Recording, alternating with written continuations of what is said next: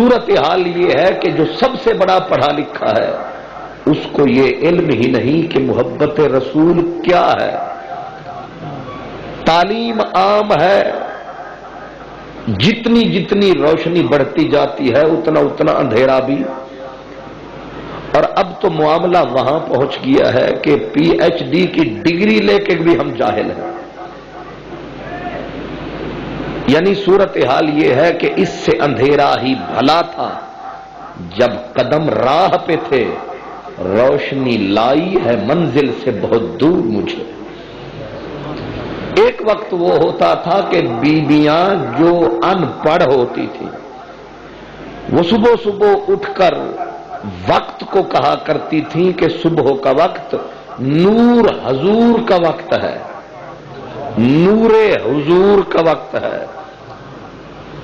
اب ان بیبیوں کی جو زندگی کا چلن تھا، مسجد سے گزرتی تھی تو ہاتھ لگا کے گزرتی تھی اللہ کا گھر ہے. جب تک ادب تھا، احترام تھا، حیا تھا، اولاد کے بھی طریقے وتیرے ڈھنگ ڈھب رنگ جدا تھے. آہستہ آہستہ معاملہ بگڑتا گیا. علامہ اقبال رحمت اللہ علیہ ایک دن بیٹھے تھے، اسی کالج کے اسٹوڈنٹ ان کے پاس گئے اور جا کر نبی کریم کا نام لیا اور خالی نام لیا.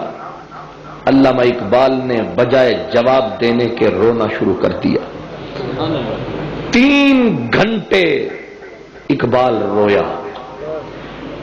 مولانا سالک صاحب ملنے کے لیے گئے، وہ کہتے میں جا کے بیٹھا رہا، اقبال روتا رہا. کئی گھنٹے میں بیٹھا، اس کی وہی تار لگی ہے، رو رہا ہے. جب افاقہ ہوا میں نے کہا حضور اتنا شدت کا گریا، اتنی آنسو کا طوفان، یہ سامن کا بادل برس رہا ہے، آخر کون سی دکھن ہے، کیا لگن ہے، کیا چبھن ہے، کیا درد ہے کہ آپ گھنٹے ہو گئے رو رہے ہیں. اقبال نے کہا اپنی نئی نسل کے درد کو رو رہا ہوں، جن کو ہم پڑھا رہے ہیں کالج تک ہم نے انہیں پہنچایا ہے، جن کو یہ تمیز نہیں ہے کہ نبی کا نام کس طرح لینا ہے، یہ ملک کو برباد کریں گے یا آباد کریں گے؟ یہ نئی نسل کی رہنمائی کریں گے یا راہزنی کریں گے؟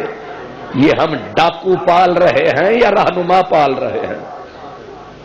اقبال گھنٹوں رویا تھا، لیکن یہ بہت گزرے بسرے دنوں کی بات ہے. آج اقبال ہوتا وہ تو گڑ جاتا اور مر جاتا.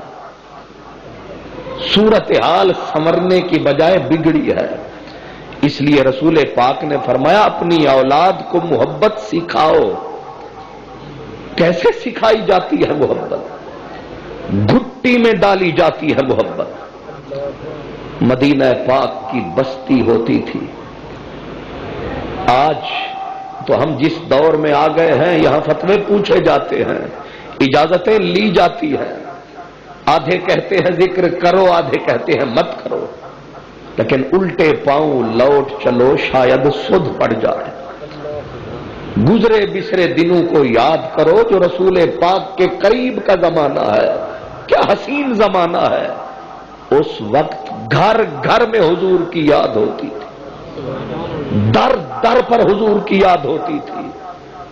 ہر شخص سرکار دو عالم کو یاد کر کر کے اپنے رنگ میں روتا تھا. مرد تو مرد رہے، گھروں میں بیبیاں بیٹھتی تھیں اور بچوں کی محفلیں سج جاتی تھیں. چھوٹے چھوٹے بچے بچیاں تب تک سوتے نہیں تھے جب تک حضور کی کوئی کہانی سن نہیں لیتے. بچوں کی عادت ہوتی ہے یہ کہانی سنتے ہیں، ماں کو کہتے ہیں باپ کو کہتے ہیں کہانی سناؤ.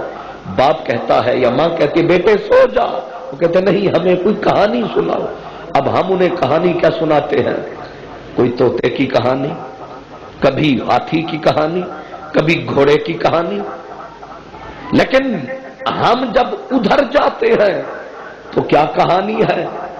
ایک بی بی تھی سیدہ ربیع رضی اللہ عنہا، وہ کہانیاں سناتی بچوں کو، رات کو بچے اکٹھے ہو جاتے، نیند نہیں آتی ہے، تو اب وہ کہانی سننے کے لیے بچے آئے ہیں، بی بی ہمیں کہانی سنا، وہ کہتی ہے آج میں تمہیں حضور کی زلفوں کی کہانی سناؤں۔ کہانی سنا رہی ہے بی بی نبی کی زلفوں کی کہانی۔ اب جس بچہ جو بات سنتا ہے وہ پتھر پہ لکیر ہو جاتی ہے، بچے جو چھوٹے ہوتے ہیں وہ بات کبھی بھولا نہیں کرتی۔ اب بچوں کے